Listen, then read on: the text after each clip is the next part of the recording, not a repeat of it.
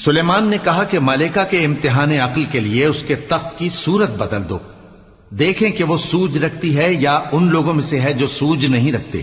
پھر جب وہ آ پہنچی تو پوچھا گیا کہ کیا آپ کا تخت بھی اسی طرح کا ہے؟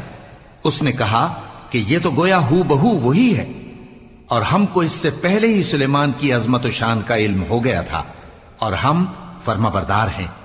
اور وہ جو اللہ کے سوا دوسروں کی پرستش کرتی تھی، سلیمان نے اس کو اس سے منع کیا کہ وہ کافروں میں سے تھی۔ اس کے بعد اس سے کہا گیا کہ محل میں چلیے۔